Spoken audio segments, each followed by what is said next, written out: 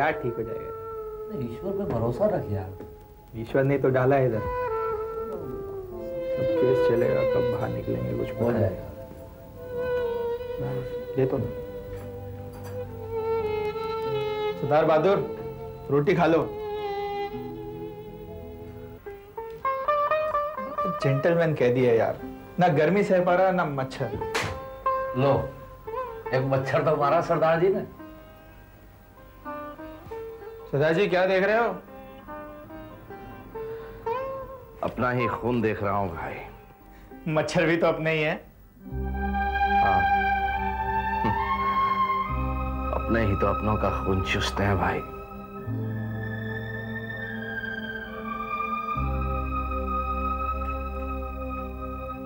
अपने ही खून में देखी है सफेदी जब से उठ गया खून के रिश्ते से भरोसा मेरा। सरदार जी चलिए, साहब ने ऑफिस में बुलाया। आपका ये रिश्तेदार जमानत पे छूटने के लिए तैयार हो जाए तो मैं तो खुश हो जाऊं मैडम। वो क्यों? अब देखिए ना, पहले आपका भतीजा, मेरा मतलब मिस्टर इंद्रजीत सिंह का छोटा भाई रंजीत सिंह ट्राई करके गया, लेकिन ये सरदार बहादुर रिलीज होने पर तैयार ही नहीं हुए। जुर्म खुद कबूल कर चुके हैं। अब शरीफ आदमी ऐसे बहुत कम आते हैं हवालात में, लेकिन ये मानुस गर्म मिजाज है। हाँ वो तो है, ये मैं मानती हूँ। ऐसे में क्या प्रॉब्लम होती है मिसेस परमजीत कि एक शरीफ आदमी के ऊपर अक्सर पुराने कैदी रौब जताने के लिए ताने कसते हैं। अब जाहिर है कि ये नया शरीफ आदमी रिएक्ट तो करेगा ही। ऐसे में वो झगड़ा करने लगते हैं और इसके ऊपर एक से बढ़कर एक नए जुर्म आयद होने लगते हैं। अब मिस्टर इंद्रजीत गर्म मिजाज तो हैं। इंस्पेक्टर साहब बिल्कुल ठीक कह रहे हैं आंटी जी। मेरे पास तो ऐसे केसेस आते हैं जिसमें मुलजिम अपने पर लगे हुए इल्जामों से तो मुक्त हो जाते हैं, लेकिन crimes within the jail कई बार इतने संगीन होते हैं कि उनकी सारी उम्र जेलों में ही कट जाती है। हाँ, इंद्रजीत है तो बहुत जिद्दी, लेकिन अगर उसे मेरी जरा सी भी कद्र है तो उसे जमानत पर रिहा होना पड़ेगा। यही अच्छा रहेगा उसके लिए भी और पूरे परिवार के लिए भी, जिस पर कष्ट ही कष्ट आए हुए हैं। कष्ट? कैसा कष्ट चाची? आप इत्मीनान से बात कीजिए। बात बोलो चाची, कैसा कष्ट? Come in.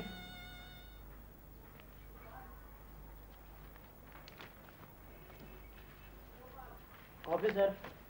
Thank you. Wait. Thank you sir. Kalpana, तनो, कॉफी आ गई है।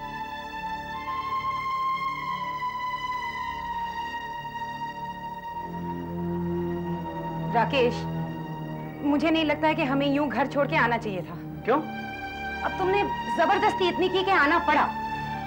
ना आते तो क्या हो जाता? नानी जी मामा जी को छुड़ाने गई थी ना, हम मामा जी से मिल लेते थे। तनु, तुम बड़ों के बीच में मत बोला करो, समझी? अगर वो आ जाते तो भी क्या हो जाता? जिस तरह दूसरे लोगों ने जली कटी सुनाई, वे भी सुनाते। लेकिन राकेश। लेकिन कुछ नहीं कल्पना, जानबूझकर अंधे मत बनो। घर दो हिस्सों में बंट रहा है और ठीक ही है, इसमें ही सबकी भलाई है, और ये बात मैं सोच समझकर तुमसे कह रहा हूं। चाची, जिस घर में तुम जैसी बुजुर्ग मौजूद हो वो घर टूटने से रहा, टूट ही नहीं सकता। मैं तो खुद टूट चुकी हूँ इंद्रजीत। अब छोड़ दे ये हठधर्मी और कारचाली। हम जमानत देने आए हैं। नहीं नहीं चाची, मैं जमानत पर छूटकर यहाँ से जाना ही नहीं चाहता। देखिए पाजी, मैं वकील हूँ, आप प्लीज मेरी बात पर गौर कीजिए। आप पर मुकदमा चलेगा, बरसों बीत सकते हैं इस बात में, और फिर अदालत आपको रिहा भी कर सकती है। तो फिर आप क्यों हिरासत में या जेलों में सड़ते फिरें? जमानत पर रिहा होना कोई गैरकानूनी बात तो नहीं। निरंजन ठीक कह रही है। कानून की बातें हैं, आप लोग मुझे ना ही सिखाएं तो अच्छा है। भले काम के लिए ही सही, जुर्म तो मैंने किया ही है और मैं कबूल भी चुका हूं। अब यहाँ पड़ा राहत महसूस कर रहा हूं, करने दो। जब आग अपने घर में लगी हो तो राहत तो यहाँ क्या, तुम्हें तपते हुए रेगिस्तान में भी मिल सकती है। लेकिन मेरी तकदीर में झुलसना लिखा हुआ है, तुम्हें झुलस नहीं। चलो अतुल। जा ही रही हो चाची तो मेरी एक बात सुनती जाओ। मुझे कुछ नहीं सुनना, चलो अतुल। मामा प्लीज एटलीस्ट सुन तो लेते हैं प्राची क्या कहना चाह रहे हैं। बोलो क्या कहना चाहते हैं? बात तुम्हें बुरी लगेगी चाची, इसीलिए कह रहा था कि कह डालो। बुरी बातें सुनने की आदी हो गई हूं मैं। तुम्हारा दामाद। मेरा दामाद? तुम्हारा कुछ नहीं लगता वो? अब तो ऐसा ही लगने लगा है चाची। क्या किया है राकेश ने? अदालत में थे जब हम लोग तो मैंने राकेश और राजकुमार को घुल मिल के बातें करते देखा। वही राजकुमार। हाँ हाँ जानती हूँ उसे, आगे बोलो। और फिर जब उन दोनों को आपस में बातें करते सुना तो मेरा माथा ठनका। मुझे लगा कि मिलकर दिलीपे पर कोई मुसीबत लाएंगे।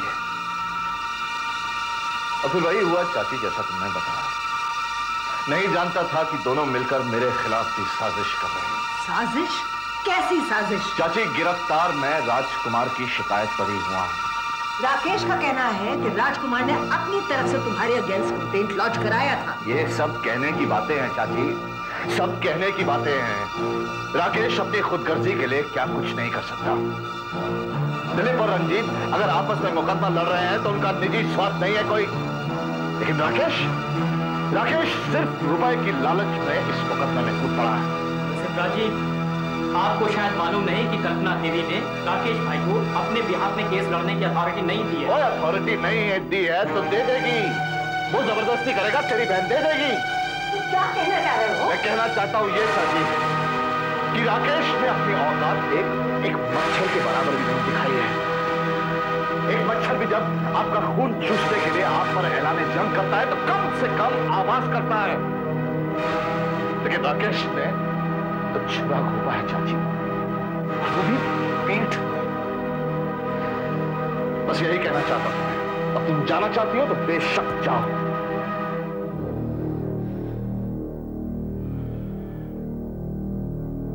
चलो मामा। आई सी। पाजी ऐसा समझते हैं कि मैंने उन्हें गिरफ्तार करवाया, क्यों? नहीं, अच्छा हुआ तुमने मुझे बता दिया Atul. Thank you very much. Bye. क्या हुआ, क्या बात है? होना क्या था, तुम्हारे घर में मेरी इज्जत बढ़ रही है और क्या? मैं देखती हूँ।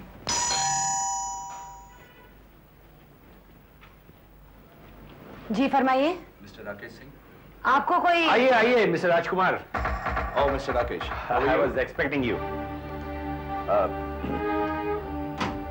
तनु, तुम अंदर जाओ रूम में। कल्पना, प्लीज तनु को कंपनी दोगी अंदर? श्योर।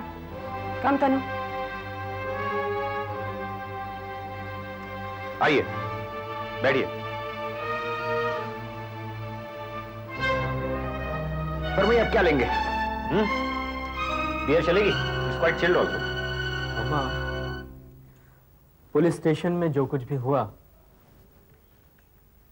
वो मैंने राकेश भाई को फोन पर बता दिया है। हाय गुरु। अब तुम इतनी टेंस मत हो, मैं दवाई लाकर देता हूं तुम्हें, तुम थोड़ी देर आराम करो। अब आराम कहाँ, लेकिन ये अच्छा किया जो राकेश को सब कुछ बता दिया। बताया तो क्या? राकेश थोड़ा बहुत स्वार्थी है, लेकिन कुछ अच्छाइयां भी हैं उसमें। मेरा मन तो कहता है कि छोड़ो। अब कहो ना मामा। इंद्रजीत की गिरफ्तारी के लिए मैंने खुद राकेश को जिम्मेदार ठहराया था, लेकिन इंद्रजीत ने जो उस पर ये इल्जाम लगाया है कि राकेश ने उसकी पीठ पर छुरा घोंपा, ये बात मुझे अच्छी नहीं लगी। इंद्रजीत अब वो नहीं जो पहले था। लेकिन मुझे क्यों मिला है? दिलीप के खिलाफ कार्रवाई जो आप पुणे जाकर मुकम्मल करना चाहते थे, अब ग्वालियर जाकर कर सकते हो। ग्वालियर? दिलीप आजकल वहां मारा फिर रहा है। अगर आप चाहें तो एक इंस्पेक्टर की मदद भी ले सकते हो जिसे मैं जानता हूं। ये 200 रुपए खाने के, ये 200 रुपए दादी के। अच्छा। और ये 200 रुपए ऐश करने के। क्या बात है, आज तो लॉटरी निकल आई। अच्छा हाथ लगा। कल देखेंगे क्या होता है। ठीक है। वाह भाई वाह। एक्सक्यूज मी भाई साहब, मैं ग्वालियर में नया हूँ, थोड़ा मुसीबत में था, इसलिए अपनी ये इम्पोर्टेड घड़ी बेचना चाहता था। होगी तकरीबन 2,500-3 हज़ार की। शायद आप इसका कोई मूल्य दे सके मुझे। दे दे 100 रुपए। ये ले। आप शायद मजाक कर रहे हैं। मैंने कहा ये घड़ी इम्पोर्टेड है और तकरीबन 2,500-3 हज़ार की, और आप 100 रुपए दे रहे हैं। देख तू नया है शहर में, इसलिए 100 रुपए दे रहा हूँ। नहीं घड़ी भी ले लेता, 100 रुपए भी नहीं देता, समझा? समझा इसे? ये क्या कर रहा है? अरे मेरी घड़ी ले दो। देखो आपू, पुलिस स्टेशन में तुम्हारे और तुम्हारे रिश्तेदारों के बीच में जो बातें हो रही थी ना, frankly speaking, I was very embarrassed by it. हाँ निरंजन, सिचुएशन ही कुछ एम्बैरेसिंग थी। और तुम क्या, मैं भी। तो क्या ये कहना गलत होगा कि तुम्हारे परिवार में I mean, तुम्हारे और तुम्हारे कजिन्स के बीच में खिंचाव पैदा हो रहा है? एक मायने में हाँ, और अच्छा खासा। तुम कुछ कहना चाह रहे हो उनके बारे में? हाँ, बतौर एक दोस्त के भी और बतौर एक वकील के भी, और इसलिए मैंने तुम्हें यहाँ बुलाया है। तो कहो क्या बात है? तुम्हें अपना इंटरेस्ट वॉच करना चाहिए था। लेकिन तुम ऐसा क्यों कह रही हो? क्योंकि तुम्हारी बहन I mean कल्पना दीदी ने तुम्हारे द्वारा मुझसे सलाह मांगी। हाँ, उस केस के बारे में जो राकेश भाई इस मुकदमे का फैसला होने के पहले कल्पना दीदी के बिहाफ में लड़ना चाह रहे हैं। उन्हें केस लड़ने दो। मैं समझा नहीं। बंबई में जिस वकील को वो कंसल्ट कर रहे हैं, वो काफी जाने माने वकीलों में से एक है, और ऐसे केसेस में तो ही इज वेरी रिनाउंड। इससे तो तुम्हारा केस और मजबूत हो जाएगा। हाँ निरंजन, लेकिन मुझे अपनी बात तो पूरी करने दो। फैसला अगर सांझी जमीन के हक में होता है, तो सांझेपन की बजाय दरारें भी आ सकती हैं।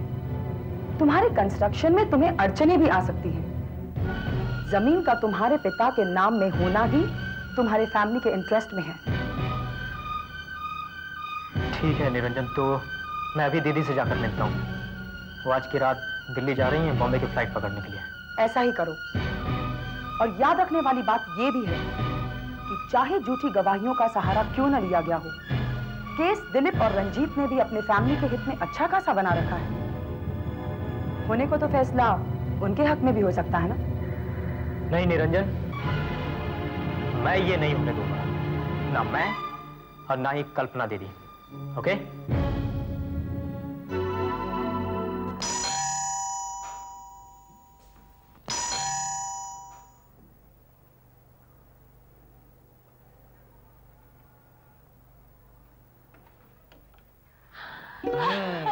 अतुल मामा आप? Wow, what a surprise. How are you बेटा? फाइन। तुम लोग यहाँ चले आए, मेरा मन नहीं लग रहा था। वैसे बैग पैक हो चुकी है, आप कहो तो मैं उसे अनपैक कर दूं? Not a bad idea. दीदी जी कहाँ हैं? बालकनी में। चलो ना मामा। चलो।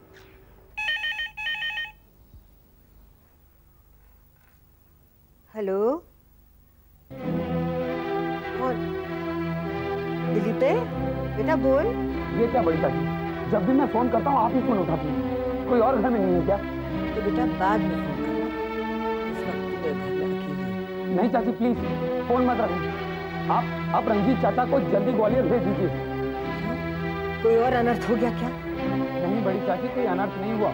मेरे पैसे खत्म हो गए थे, इसीलिए मैंने अपनी घड़ी बेचनी चाहिए, लेकिन उन कमबख्तों ने उसके 100 रुपए देने चाहे। मैंने इनकार किया तो वो हाथापाई पे उतर आए, मारामारी हो गई हमारे बीच, और उसी चक्कर में पुलिस मेरे पीछे लगी है। आप प्लीज रंजीत चाचा को जल्दी ग्वालियर भेज दीजिए। दिलीप, दिलीप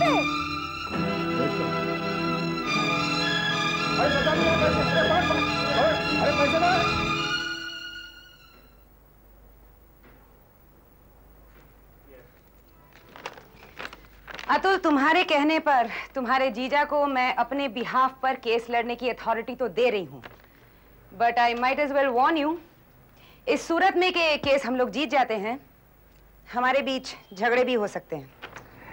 ये तो बात की बात है डार्लिंग, तब तक तो अपनी दिलदारी फिर से बढ़ चुकी होगी। हेलो, हाँ मामा बोलो, क्या बात? क्या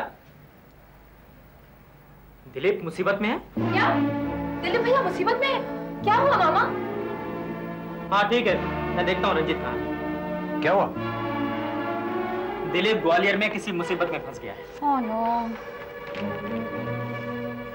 अतुल, ये तो तुमने बहुत अच्छी खबर सुनाई, ये केस जीतने के लिए भी और दिलीप को सबक सिखाने के लिए भी। हेलो मिस्टर राजकुमार, तुम्हारे लिए खुशखबरी है। मैं होश सहन नहीं कर सकती, टूट गई मैं। भाई भाई को नहीं देख सकता, बहन अपने भाई को नहीं पहचानती, सारे के सारे एक दूसरे पे तलवार निकाले फिर रहे। रिश्ते नाते इज्जत मान सब कहानियां हैं जी, मैं सब कुछ सहन कर सकती हूँ, पर मां हूं ना, अपने बेटे को मारा मारा फिर नहीं देख सकती। उधर दिलीप एक कटोरे पानी को तरस रहा होगा, मैं क्या कोई भी मां नहीं सहन कर सकती। मेरा तो मन करता है कि सबका गला दबा दूं, ये जमीन जायदाद सब ही खत्म हो जाए।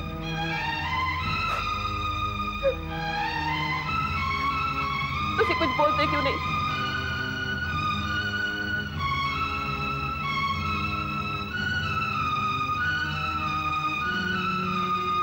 सुजीत,